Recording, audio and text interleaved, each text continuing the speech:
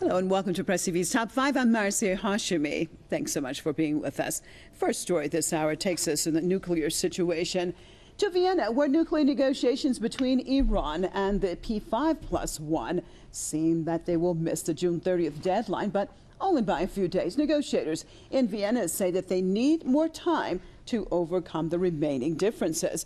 However, there's no desire or discussion on a long extension of the talks at the moment. On Sunday, the British and German foreign ministers joined the negotiations. Now, the International Atomic Energy Agency Director General Yukio Amado has also attended the talks. Iranian Foreign Minister Mohammad Javad Zarif is now meeting with his German counterpart, Frank Steinmeier. Earlier, European Union's Foreign Policy Chief Federica Mogherini stressed that political will is all that is needed to settle the negotiations in a comprehensive deal over Iran's nuclear energy program.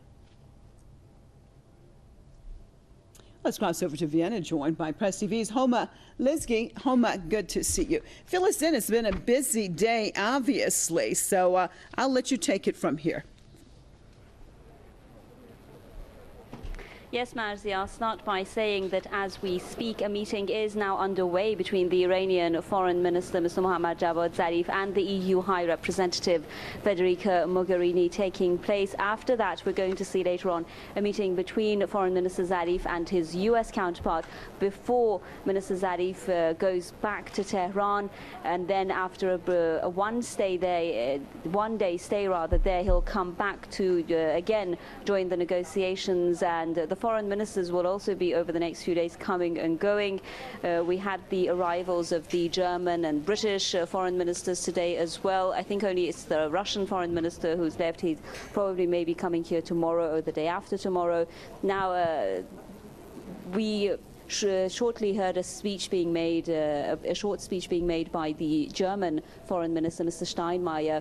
He addressed the media and he was saying that if the sides stick to the Lausanne framework, then an agreement is possible. Now, that is appearing a lot, and we're hearing that a lot from both sides, both Iran saying that if everyone sticks to the Lausanne framework, it's going to work, the other side making the same claim, and it's maybe confusing for some. What the Lausanne framework says is that in return for the limitation of Iran's enrichment capacity, the level and scope, sanctions will be removed. The question now here is how will the sanctions, based on what timetable, are going to be removed?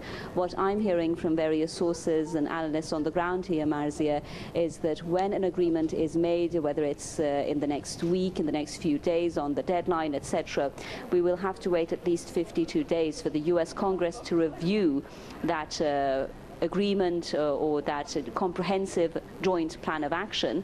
After that time, then we will see the sides announcing their readiness to implement it. Now, it will take, it seems, for Iran to carry out its measures at least 2 to 3 months, after which the sanctions would be effectively removed, where although the sides would announce that they are going to remove the sanctions, and as some have put it, the infrastructure or the foundation of the sanctions will be removed, but the removal will be effectively put into force when Iran has carried out its measures, which include, of course, limiting the number of centrifuges, just over 5,000 centrifuges in the Natanz enrichment facility, another 1,000 not operational, of course, in the Fordow facility, etc., etc. So this issue of the timetable is still being discussed, but another controversial issue is the problem of access and inspections and enhanced verification regime. Iran making it clear that it will not allow access to its military sites. It says that the additional protocol to the NPT is part of the agreement and part of the negotiations, but based on that additional protocol, it says the sides are discussing managed access, which could include environmental sampling or visual observations, etc., which have their own conditions, but it will not allow access, direct access, it says, to its scientists or military sites, etc. All right, thank you so much for a very comprehensive overview on what is taking place today. Nice talking to you, Press TV's very own Homa Lizgi.